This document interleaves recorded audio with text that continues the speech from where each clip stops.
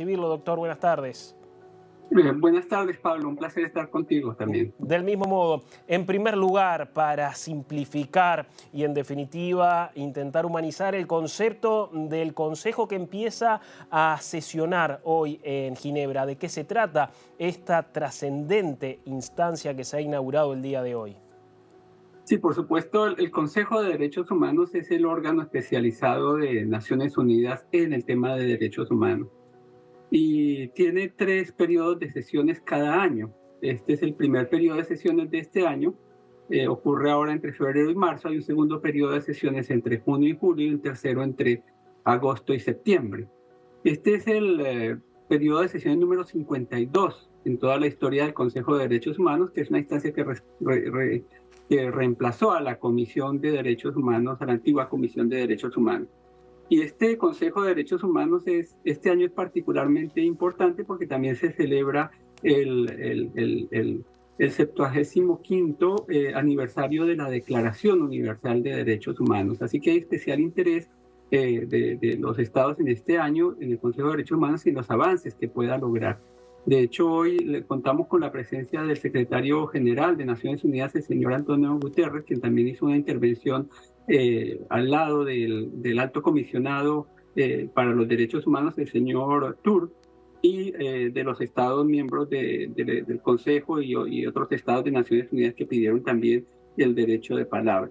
Así que estamos ante el primer periodo de sesiones de este órgano que está conformado por 47 estados miembros de Naciones Unidas y que tienen y que son elegidos periódicamente por un periodo de 2 años, algunos son reelectos, y en este caso pues tenemos un Consejo de Derechos Humanos que adicionó nuevos miembros, entre ellos esta figura la salida del Estado venezolano durante las elecciones en el pasado mes de octubre en Nueva York, en la Asamblea General de Naciones Unidas, en donde Venezuela no pudo obtener suficiente número de votos y por lo tanto quedó por fuera de este grupo, de este organismo que es compuesto por 47 Estados miembros de Naciones Unidas. Hay Así una... que, sí. Hay una modalidad de trabajo que es bastante peculiar con la que funciona el Consejo, donde unos países auditan a otros. Ahora, las herramientas y las capacidades muchas veces difieren según las naciones y la voluntad que éstas también presenten a la hora de poder ser examinadas y relevadas en ese sentido. Sí, en derecho internacional hay un principio básico que es el principio de la buena fe. Significa que los estados deben cumplir de buena fe sus compromisos internacionales y más aún este principio es de mayor relevancia en el tema de derechos humanos. La agenda del Consejo de Derechos Humanos pues está dividida en diferentes tópicos y uno de los tópicos más trascendentales es el tema 4 de la agenda que analiza situaciones de especial interés en el Consejo de Derechos Humanos.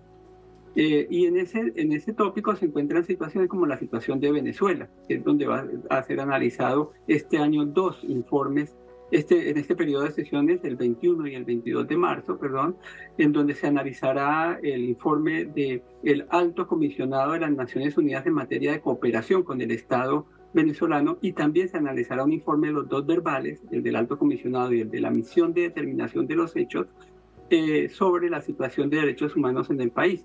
Entonces, estos informes son producto de este mismo consejo en donde toman decisiones mediante resoluciones que pueden ser por consenso, pero en caso de que un Estado miembro solicite que sea sometido a votación, pues se somete a votación.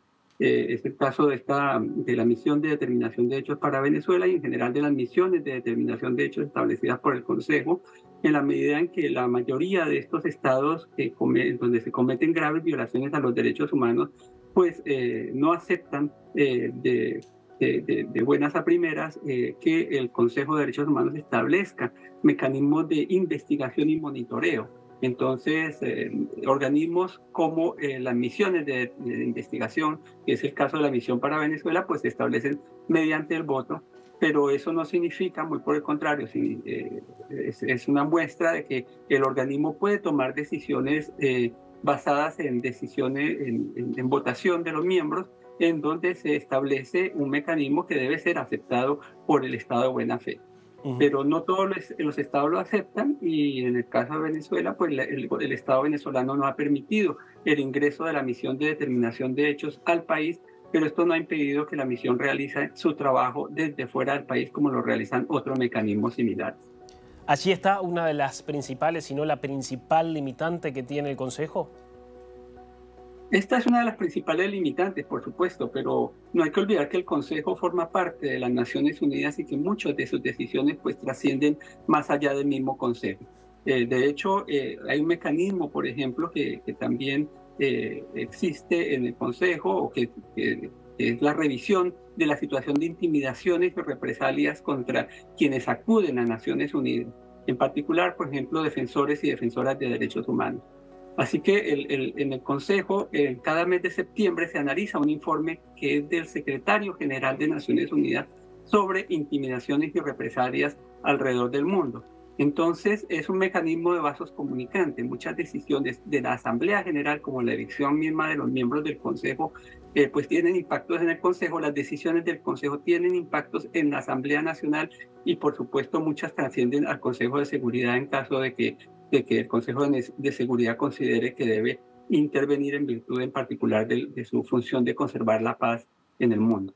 Ujú. Entonces, existen limitaciones, por supuesto. No hay que olvidar que las Naciones Unidas están formadas por estados y por lo tanto los estados deben posicionar sus intereses, pero es justamente parte del debate con el que las organizaciones de derechos humanos estamos acostumbrados a lidiar en la medida en que debemos aproximarnos a muchos estados interlocutores para justamente convencerles en un momento dado que voten a favor de un mecanismo o se abstengan si no pueden votar, o inclusive en algunas condiciones también que voten en contra de ciertas decisiones. Pero nuestra función es como defensores y defensoras de derechos humanos en el mundo es fortalecer el sistema de Naciones Unidas y fortalecer las decisiones del Consejo en particular para que sean más que simples resoluciones sin ninguna trascendencia que puedan ser y que deban ser aplicadas por los estados. Ujú. Todas las delegaciones, por cierto, han sido invitadas a brindar un mensaje en esta inauguración. Participó, por ejemplo, vía virtual el presidente de Colombia, Gustavo Petro, estuvo la canciller de Chile en Ginebra, pero quiero detenerme en la presencia en Suiza, particularmente del ministro de Asuntos Exteriores de la República Islámica de Irán. ¿Qué representa ya de por sí que ese país haya enviado a su canciller personalmente a participar de la sesión de hoy? Significa que estados como el Estado iraní, que muchas veces que no permite, por ejemplo, el ingreso a su territorio, estos mecanismos de investigación que antes he mencionado, pues sí dan una importancia, ponen dentro de su agenda espacios como el Consejo de Derechos Humanos como un espacio importante que es necesario atender. Más allá del discurso del ministro iraní en torno a no reconocer los mecanismos en particular los mecanismos de investigación, retomando un discurso que es muy reiterativo de estados como el venezolano, el cubano, el nicaragüense, de no injerencia en asuntos internos, de respeto a la soberanía, de no aplicar dobles estándares, unos discursos permanentes y recurrentemente utilizados por estos estados para descalificar las decisiones y las resoluciones del Consejo, en particular aquellas que imponen mecanismos de investigación. A pesar de este discurso, que muchas veces son principios de Naciones Unidas, pero que son tomados de manera selectiva y no de manera integral en conjunto, a pesar de esos discursos, pues lo que muestra es la necesidad de los estados que violan derechos humanos de realmente atender el Consejo de Derechos Humanos y dar explicaciones en el Consejo de Derechos Humanos. Ujú. Muchas veces sus discursos están destinados más a deshacerse de sus responsabilidades, pero hay consecuencias como por ejemplo la renovación de esos mandatos. En el caso de Venezuela, Venezuela no aceptó el ingreso de la misión de determinación, pero eso no le impidió al Estado renovar por 2 años más el mandato de este mecanismo de investigación, que son de los más altos con los que cuenta el Consejo. ¿Se puede hablar de un empeoramiento a nivel global en materia de derechos humanos o hay que señalar esas excepciones, tal el caso de Venezuela, Nicaragua, Siria, Irán, lo que denunció la ex alta relatora para los derechos humanos, Michelle Bachelet, antes de dejar su cargo respecto a la minoría uigur en la República Popular de China. ¿Hablamos de excepciones o hablamos de una situación global que está empeorando a estos efectos? Sí, yo creo que hoy el secretario general, el señor Gutiérrez, fue muy claro en anunciar que había una situación de empeoramiento de la situación de derechos humanos. Creo que él se empezó aludiendo a la situación de la guerra en Ucrania y también se refirió a temas de medioambientales, que también está dentro de la agenda del Consejo. Pero también se refirió al aumento de la pobreza a nivel global y también se refirió específicamente a la situación a la trágica muerte de cerca de 100 personas en el Mediterráneo cuando trataban de llegar a territorio italiano. Esto muestra, inclusive abogó porque se establecieran caminos seguros para los migrantes y lo consideró no solamente una obligación ética, sino una obligación legal. Entonces, evidentemente, según el secretario general de Naciones Unidas, asistimos a una situación de deterioro de la situación de derechos humanos a nivel global. En particular, la guerra de agresión de Rusia contra Ucrania, pues es un ejemplo emblemático y tal vez uno de los más que tendrán la atención del Consejo de Derechos Humanos durante este periodo de sesiones. Lo importante es que el Consejo de Derechos Humanos se fortalezca y que los estados democráticos y los estados respetuosos de derechos humanos logren establecer las prioridades del Consejo para que el Consejo logre tomar decisiones y monitoreos adecuados a la situación y tomar medidas también a nivel de Naciones Unidas. Y allí hay otra cuestión. ¿Acaso no son escasos los márgenes de maniobra y las posibilidades que se le presentan a esos estados democráticos, abiertamente defensores de los derechos humanos, como para poder generar condiciones que vengan a modificar lo que aparece denunciado abiertamente en este foro?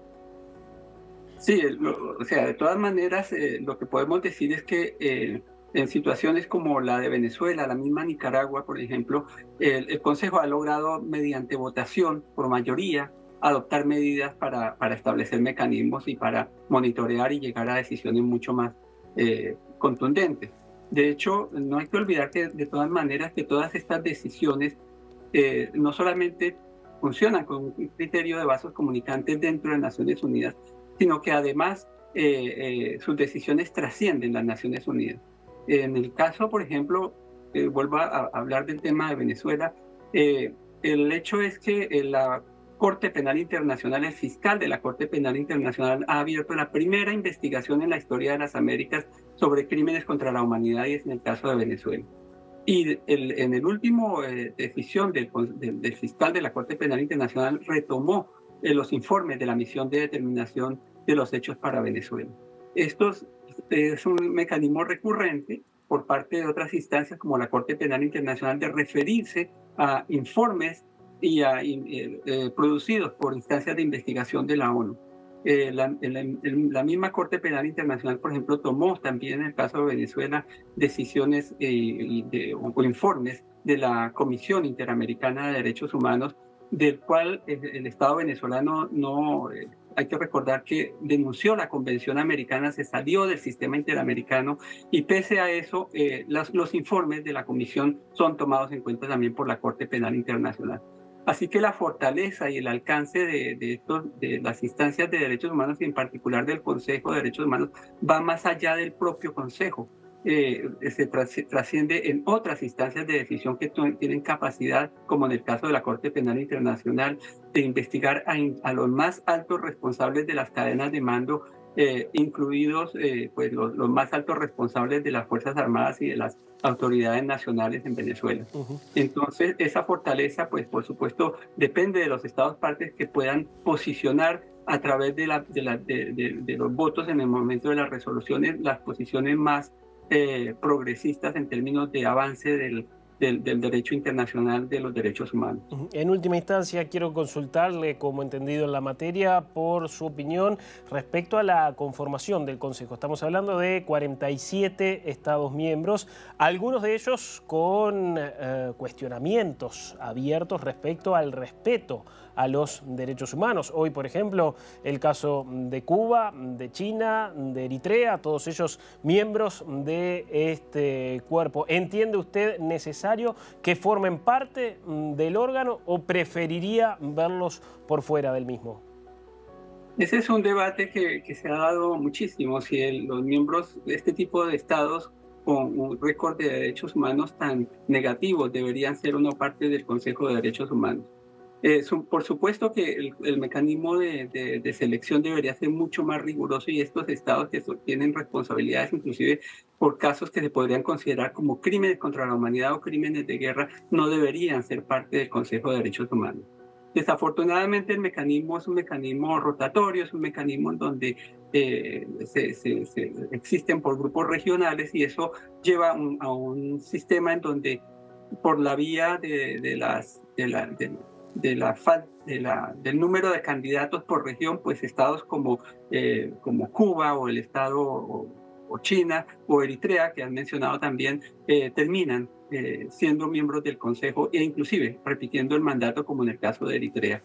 Entonces es un mecanismo, por supuesto, imperfecto, como lo son las mismas Naciones Unidas, pero eso no le quita la importancia de que son los órganos mejor establecidos a nivel universal y que tienen un alcance que cubre todos los estados del planeta, no solo por este tipo de reuniones del Consejo en donde se votan resoluciones, sino por el mecanismo del examen periódico universal en donde todos los estados deben cada 4 o 5 años presentarse en un proceso entre iguales donde intervienen todos los miembros de Naciones Unidas para definir cuál es la situación de derechos humanos en sus países. Entonces, por ahí pasa Francia, por ahí pasa Eritrea, por ahí pasa Rusia, por ahí pasa Estados Unidos, porque deben brindar información y someterse a ese debate. Así que estamos ante un mecanismo imperfecto, pero es el mejor mecanismo con el que contamos en el momento en el mundo. Y con esa frase nos quedamos, doctor. Gracias, ha sido muy amable por estos minutos. Ha sido un placer. Muchísimas gracias. Que pase bien. Era el